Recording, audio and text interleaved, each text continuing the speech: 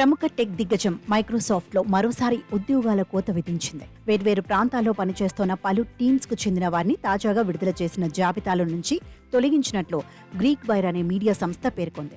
అయితే ఎంతమందిని తొలగించిందనే వివరాలు మాత్రం ఇంకా తెలపలేదు. తొలగింపులకు గురైన ఉద్యోగులు లింక్డ్ఇన్ వేదికగా పోస్టులు పెడుతున్నారు. దీన్ని బట్టి ప్రొడక్ట్, ప్రోగ్రామ్ మేనేజ్మెంట్ లాంటి విభాగాల్లో ఈ తొలగింపులు జరిగినట్లుగా సమాచారం.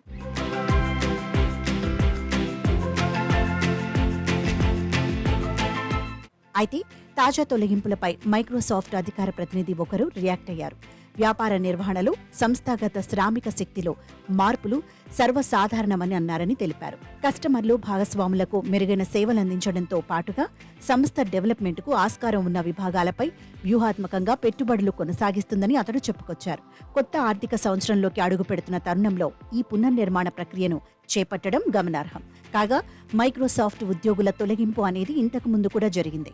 ఈ ఏడాది జనవరిలో గేమింగ్ డివిజన్లో 2000 మందిపై వేటు వేశారు. ఇటీవలి అజ్యూర్ మిక్స్డ్ రియాలిటీ విభాగానికి చెందిన 1000 మందిని గత నెలలో విధుల నుంచి తొలగించేసింది. తాజా తొలగింపులు అందుకు అదనమని చెప్పొచ్చు. గతేడాదిలో మైక్రోసాఫ్ట్లో మొత్తం ఉద్యోగుల సంఖ్య 2.32 లక్షల నుంచి 2.227 లక్షలకు తగ్గిపోయింది. మరోవైపు ఈ ఏడాదిలో ఇప్పటి వరకు 1,00,000 మంది సాఫ్ట్వేర్ ఉద్యోగులకు పలు టెక్ కంపెనీలు లే ఆఫ్స్ ప్రకటించాయి.